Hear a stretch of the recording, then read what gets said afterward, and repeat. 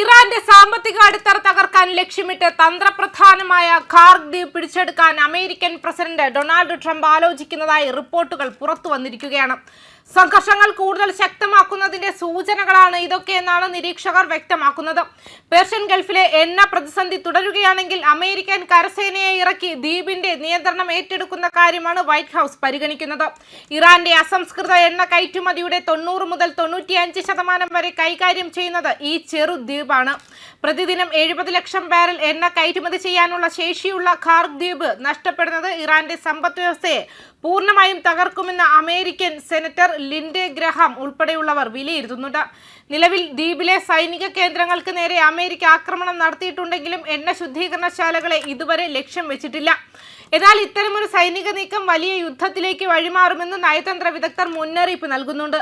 Kharg ദ്വീപിന് മേൽ American കടന്നുകയറ്റം ഉണ്ടായാൽ സൗദി അറേബ്യ അടക്കമുള്ള അയൽ രാജ്യങ്ങളിലെ എണ്ണ ശൃംഖലകൾക്ക് നേരെ പ്രത്യാക്രമണം നടത്തുമെന്ന് ഇറാനും ഭീഷണി മുഴക്കിയിട്ടുണ്ട്.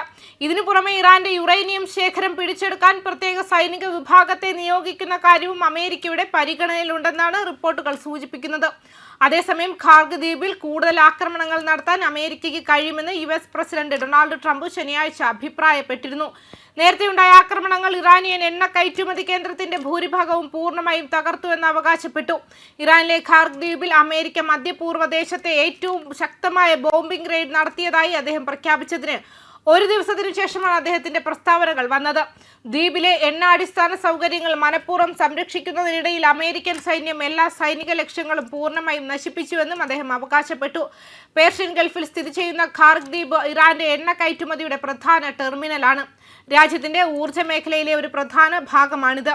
മാന്യത കണക്കിലെടുത്ത എണ്ണ സൗകര്യങ്ങൾക്ക് കേടുപാടുകൾ വരുത്തരുതെന്ന് US തീരുമാനിച്ചതായി ട്രംപ് ഊന്നി പറഞ്ഞു. എന്നാൽ ഹോർമുസ് കടലിടുക്കിലൂടെ കപ്പലുകളുടെ സ്വതന്ത്രമായ കടന്നുപോകലിൽ എന്തെങ്കിലും ഇടപെടൽ ഉണ്ടായാൽ ആ തീരുമാനത്തിൽ മാറ്റം വരുമെന്നും മുന്നറിയിപ്പ് നൽകിയിരുന്നു. സംഘർഷം അവസാനിപ്പിക്കാൻ ടെഹ്റാൻ ഒരു കരാറിൽ ഏർപ്പെടാൻ തയ്യാറാണെന്ന് തോന്നുന്നുവെന്ന് US പ്രസിഡന്റ് ഒരു വാർത്താ ഏജൻസിക്ക് നൽകിയ അഭിമുഖത്തിൽ പറഞ്ഞു. വ്യവസ്ഥകൾ ഇതുവരെ പര്യാപ്തമല്ല എന്നും അദ്ദേഹം കൂട്ടിച്ചേർത്തു. ഖാർഗിലെ സൈനിക കേന്ദ്രങ്ങൾ മാത്രമാണ് US ലക്ഷ്യമിടുന്നതെന്ന് മുൻപ് പറഞ്ഞ US പ്രസിഡന്റിന്റെ വാചാടോപത്തിൽ ഈ പരാമർശങ്ങൾ വർധനവ് വരുത്തി. നയതന്ത്ര ശ്രമങ്ങളെയും അവ ദുർബലപ്പെടുത്തി.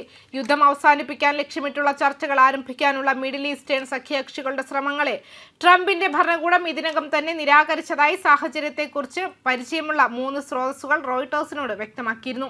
എണ്ണയ്ക്കും വാതകത്തിനും വേണ്ടിയുള്ള ഒരു പ്രധാന ചാനലായ ഹോർമുസ് കടലിടുക്കിലൂടെയുള്ള കപ്പൽ ഗതാഗതം നിർത്തലാക്കാനുള്ള ടെഹ്റാന്റെ കഴിവ് US-നും സഖ്യകക്ഷികൾക്കും ബുദ്ധിമുട്ടുള്ള ഒരു പ്രശ്നം സൃഷ്ടിക്കുന്നുവെന്നും വ്യക്തമാക്കിയിട്ടുണ്ട്.